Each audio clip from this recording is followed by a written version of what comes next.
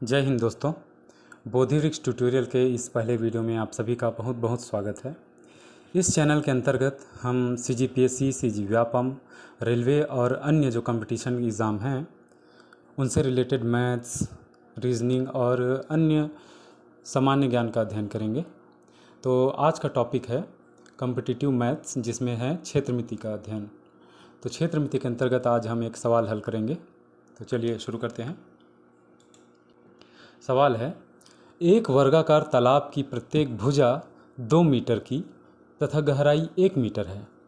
अगर उस तालाब को बिना उसकी गहराई बदले एक ऐसे गोल तालाब के रूप में बड़ा किया जाए जिसका व्यास वर्ग के विकर्ण के बराबर हो, तो उसमें से निकलने वाली मिट्टी का आयतन क्या होगा? यह सवाल आया था CG व्यापम के RI 2017 में। चार ऑप्शन दिए गए थे: π-4 metre cube, 4π-4 metre cube, 4π-2 metre cube, 2π-4 metre cube. तो चलिए हल करते हैं। सबसे पहले एक वर्गाकार तालाब जिसकी प्रत्येक भुजा 2 मीटर। तो चलिए एक वर्गाकार तालाब ले लेते हैं। वर्गाकार तालाब कुछ इस प्रकार का पानी की टंकी के जैसा दिखेगा, जो एक घनाभ के आकार में भी है, क्योंकि इसमें लंबाई, चौड़ाई और ऊंचाई या फिर गहराई ये तीनों हैं। ठीक है। सबसे पहले तालाब की लंबाई A = 2 मीटर। ये जो दिख रहा है तालाब की लंबाई 2 मीटर, जिसे हमने A माना है। अब नेक्स्ट है तालाब की चौड़ाई A = 2 मीटर, क्योंकि वर्ग के प्रत्येक भुजा की लंबाई 2 मीटर की दी गई है क्वेश्चन में, इसलिए लंबाई और चौड़ाई दोनों 2 मीटर। अब तीसरा है गहराई 1 मीटर, जिसे हमने H माना है। ये गहराई है या फिर ऊंचाई भी बोल सकते हैं इसको, 1 मीटर दिख रहा है। अब नेक्स्ट ये हो गया वृत्त।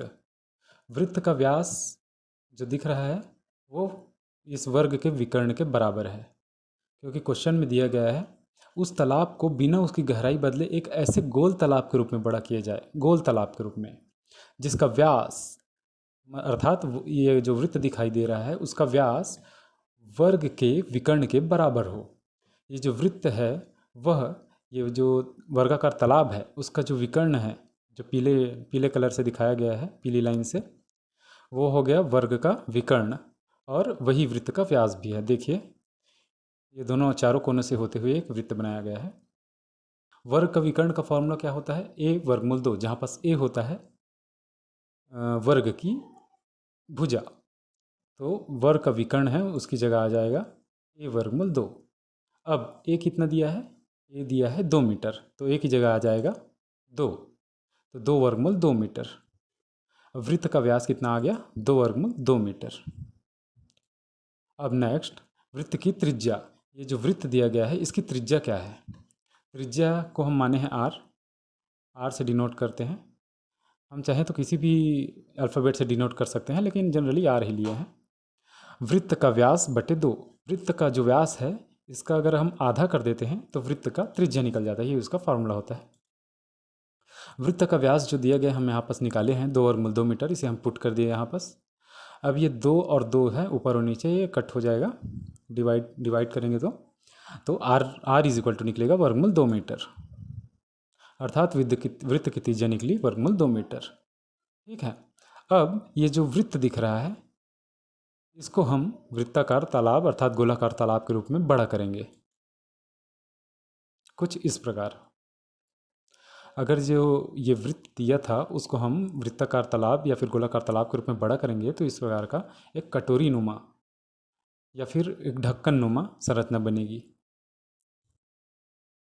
अब ये जो रेड एरिया में जो हमें दिखाई दे रहा है आयतन, इसको हम अगर बाहर निकाल देंगे तब ये जो वर्ग है, वर्गाकार तालाब है, ये गोलाकार तालाब में कन्वर्ट हो जाएगा। तो हमें इसी रेड एरिया में जो दिखाई दे रहा है मिट्टी, उसी का आयतन हमें ज्ञात करना है। तालाब की गहराई है 1 मीटर, क्योंकि बिना इसकी गहराई बदले वर्ग को गोला किया गया है इसलिए। और वृत्त की त्रिज्या √2 मीटर जो हमने निकाला है। अब ये जो रेड एरिया में दिखाई दे रहा है उसका हमें आयतन निकालना है। ठीक है। तो वृत्ताकार तालाब, ये जो वृत्ताकार तालाब है इसमें से हम अगर वर्गाकार तालाब के आयतन को घटा देंगे तो हमें आयतन निकल जाएगा जो रेड एरिया में दिखाई दे रहा था उसका। ये जो रेड एरिया में दिखाई दे रहा है उसका आयतन निकल जाएगा। अगर हम ये गोलाकार तालाब है उसमें से ये वर्गाकार तालाब का आयतन को निकाल देंगे, बाहर कर देंगे, तो बचेगा क्या? ये रेड एरिया में जो दिखाई दे रहा है वो आयतन। ठीक है, तो रेड एरिया में जो दिखाई दे रहा है वो मिट्टी का आयतन क्या होगा? वृत्ताकार तालाब का आयतन। ये वृत्ताकार तालाब जो है वो एक बेलन नुमा संरचना में दिखाई दे रहा है। क्यों? क्योंकि ऊपर और नीचे वृत्त है और इसकी कुछ ऊंचाई या फिर लंबाई भी है। तो वृत्ताकार तालाब का आयतन की जगह हमने लिख दिया बेलन का आयतन। फिर बेलन का आयतन माइनस उसके बाद वर्गाकार तालाब का आयतन। ये जो वर्गाकार तालाब है इसे बेलन के आयतन से हम घटा देंगे या फिर वृत्ताकार तालाब के आयतन से घटा देंगे तो आंसर हमारा निकल जाएगा। वर्गाकार तालाब एक घनाभ का आयतन लिए हैं उसकी जगह। क्यों? क्योंकि वर्गाकार तालाब एक घनाभ के आकार में है, क्योंकि ऊपर और नीचे वर्ग है और इसकी कुछ ऊंचाई भी है। ठीक है, अब बेलन का आयतन क्या होता है? बेलन का आयतन का फॉर्मूला होता है पाई आर स्क्वायर एच, जहाँ पर पाई है एक नियतांक जो कि हम पाई को पाई के रूप में ही रखेंगे, क्योंकि शुरू में हमने ऑप्शन में देखा था ये ऑप्शन पाई के रूप में ही दिया गया था। आर क्या है? वृत्त की त्रिज्या जो कि हमने निकाला है वर्गमूल 2 मीटर। और यहाँ पास एच है हाइट या फिर गहराई, h is equal to 1 metre जो दिया गया है। r इज इक्वल टू है वर्गमूल 2 मीटर और h इज इक्वल टू है 1 मीटर। तो हम ये पुट कर देंगे वैल्यू पाई इंटू वर्गमूल 2 की घात 2 इंटू 1।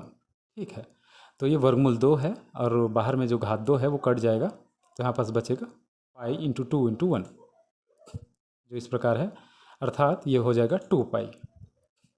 अब नेक्स्ट स्टेप में घनाभ का आयतन निकालेंगे। घनाभ अर्थात वर्गाकार तालाब। घनाभ का आयतन क्या होता है? लंबाई गुणित चौड़ाई गुणित ऊंचाई। लंबाई और चौड़ाई हमें दिया गया था 2 मीटर और ऊंचाई अर्थात इस दशा में वर्गाकार तालाब की दशा में गहराई माना जाएगा, तो गहराई दिया है 1 मीटर। तो लंबाई, चौड़ाई और ऊंचाई की वैल्यू हम रख देंगे ए गुणित एच। ए था 2 मीटर और एच था 1 मीटर, तो ये टोटल हो जाएगा 4 मीटर। और यही हमारा आंसर है 2 पाई माइनस 4। क्यों? यहाँ पर हम पाई की वैल्यू 22/7 या फिर 3.14 रख कर भी इसका वैल्यू निकाल सकते थे, लेकिन क्वेश्चन के जो ऑप्शन में दिया था वो पाई के रूप में ही दिया था, इसलिए हम यही रखेंगे। तो यही हमारा फाइनल आंसर है, निकाली गई मिट्टी का आयतन 2 पाई माइनस 4 मीटर क्यूब। ये है हमारा फाइनल आंसर। अगर ये वीडियो आपको अच्छा लगा हो तो वीडियो को प्लीज़ लाइक कीजिए और इस चैनल को सब्सक्राइब कीजिए और अपने दोस्तों के साथ भी शेयर कीजिए, क्योंकि ज्ञान बांटने से बढ़ता है। Thank you.